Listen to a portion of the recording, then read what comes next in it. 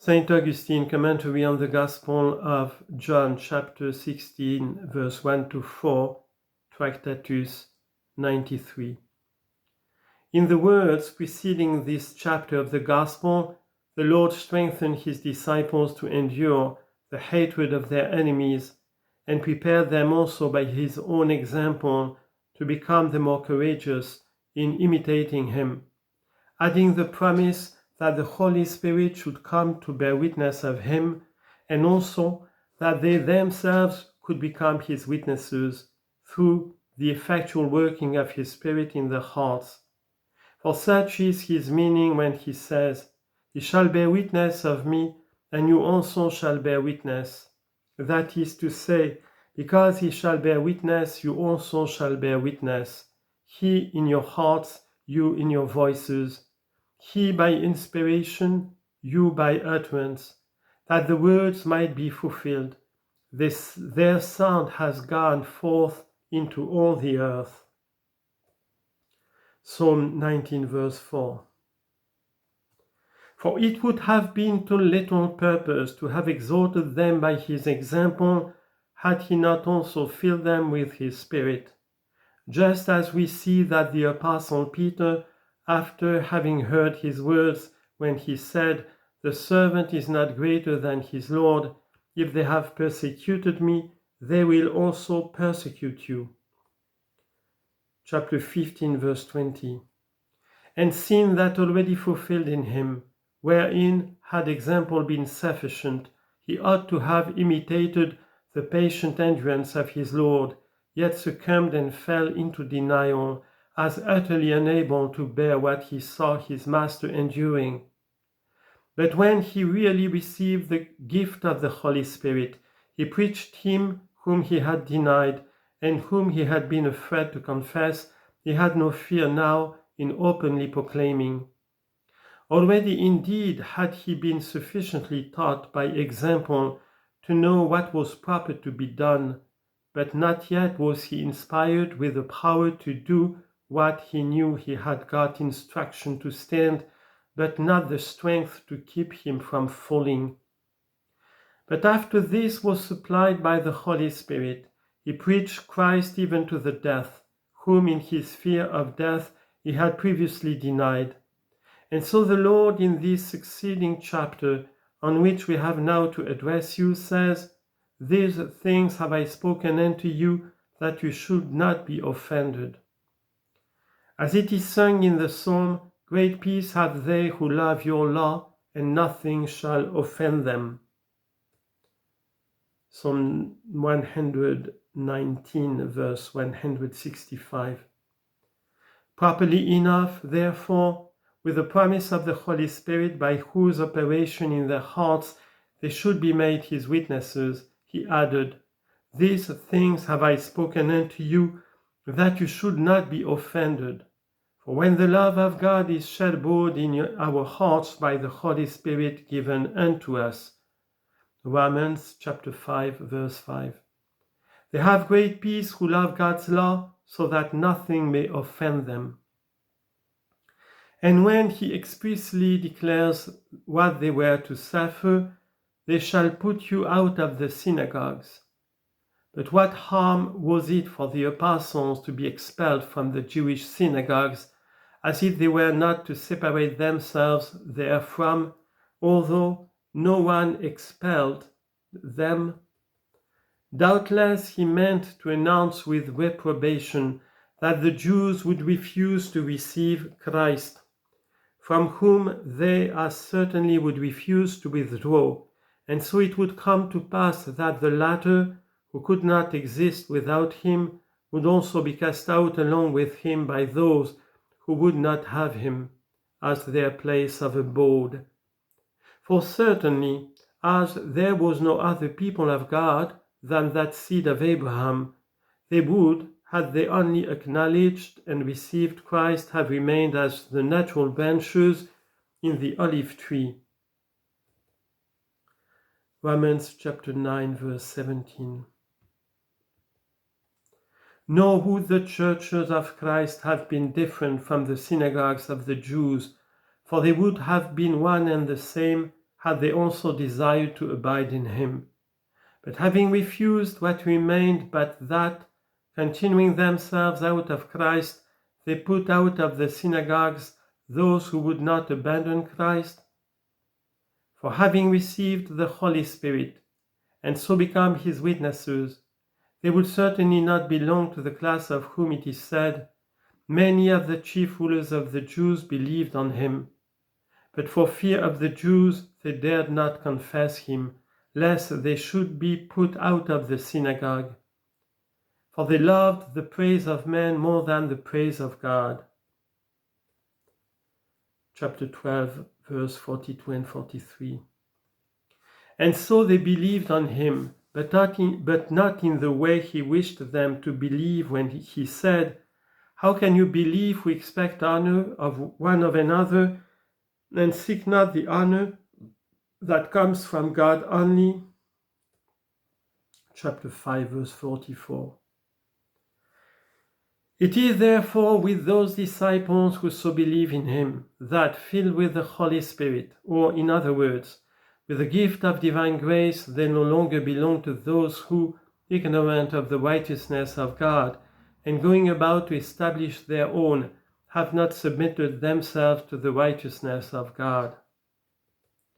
Romans chapter 10, verse 3. Nor to those of whom it is said, "They loved the praise of men more than the praise of God," that the prophecy harmonizes which finds its fulfillment in their own case. "They shall walk, O Lord, in the light of your countenance, and in your name shall they rejoice all the day, and in your righteousness shall they be exalted, for you are the glory of their strength." Psalm 89, verse 15 to 17. Rightly enough it is said to such, "They shall cast out of the synagogues," that is, they who have a zeal for God, but not according to knowledge, because ignorant of God's righteousness, and going about to establish their own. Romans chapter 10, verse 2 and 3. They expel those who are exalted, not in their own righteousness, but in God's, and have no cause to be ashamed at being expelled by man, since he is the glory of their strength. Finally, to what he had thus told them, he added the words, "But the hour comes that whosoever kills you will think that he does God's service. And these things will they do unto you, because they have not known the Father nor me." That is to say, they have not known the Father nor his Son, to whom they think they will be doing service in slaying you. Words which the Lord added in the way of consolation to his own, who should be driven out of the Jewish synagogues. For it is in thus announcing beforehand what evils they would have to endure for their testimony in his behalf, that he said, "They will put out of the synagogues." They will put you out of the synagogues. Nor does he say, "And the hour come that whosoever kills you will think that he does God's service." What then? But the hour come, just in the way he would have spoken, were he foretelling them of something good that would follow such evils. What then does he mean by the words, "They will put you out of the synagogues, but the hour comes"? As if he would have gone on to say this, "They indeed will scatter you, but I will gather you," or, "They shall indeed scatter you, but the hour of your joy comes."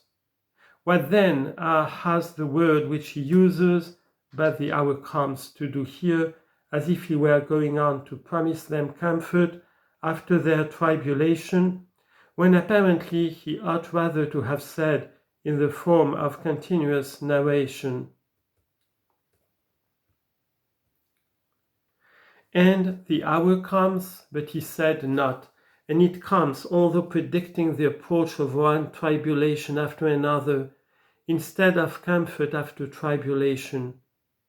Could it have been that such a separation from the synagogues would so discompose them that they would prefer to die rather than remain in this life, apart from the Jewish assemblies?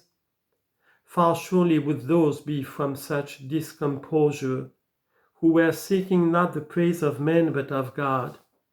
What then of the words, they will put you out of the synagogues, but the hour comes, when apparently he ought rather to have said, and the hour comes, that whosoever kills you will think that he does God service? For it is not even said, but the hour comes that they shall kill you, as if implying that their comfort for such a separation would be found in the death that would befall them. But the hour comes, he says, that whosoever kills you will think that he does God service. On the whole, I do not think he wished to convey any further meaning than that they might understand and rejoice that they themselves would gain so many to Christ by being driven out of the Jewish congregations, for it would be found insufficient to expel them, and they would not suffer them to live for fear of all being converted by their preaching to the name of Christ, and so turned away from the observance of Judaism as if it were the very truth of God. For so ought we to understand the reference of his words to the Jews, when he said of them, they will put you out of these synagogues. For the witnesses, in other words, the martyrs of Christ, were likewise slain by the Gentiles.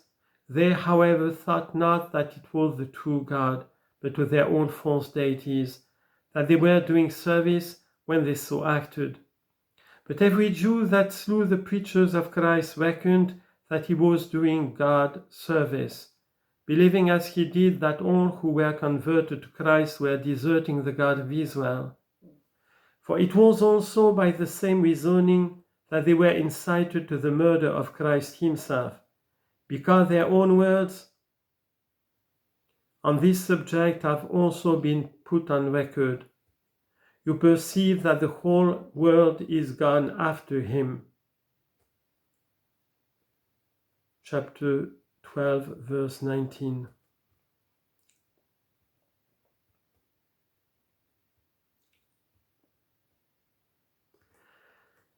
If we let him live, the Romans will come and take away both our place and nation, and those of Caiaphas. It is expedient for us that one man should die for the people, and not that the whole nation should perish.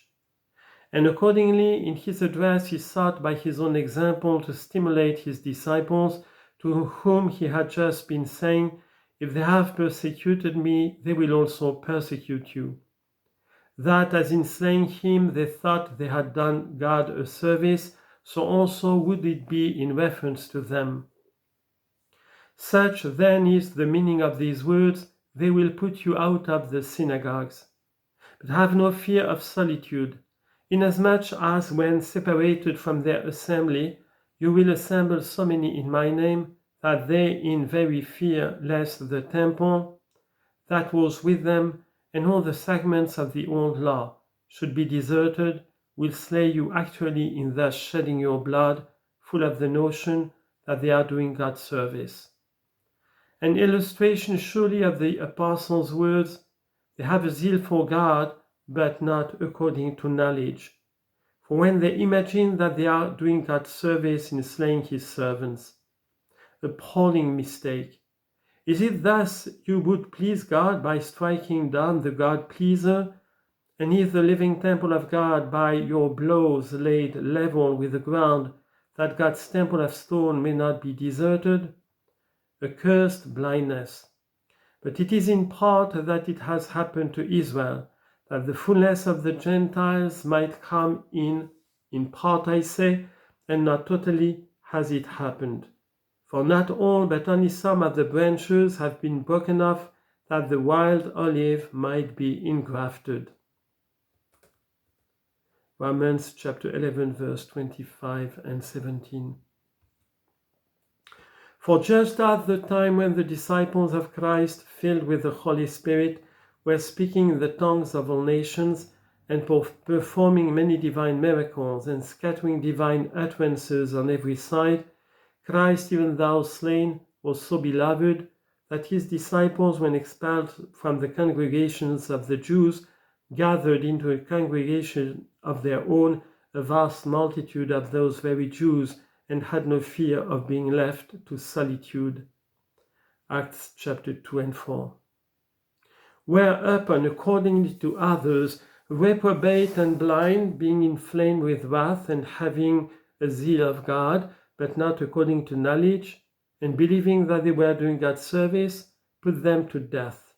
But he who was slain for them gathered those together, just as he had also, before he was slain, instructed them in what was to happen, lest their minds, left ignorant and unprepared, should be cast into trouble by evils, however transient, that were unexpected and unprovided for, but rather by knowing of them beforehand and sustaining them with patience, might be led onward to everlasting blessing.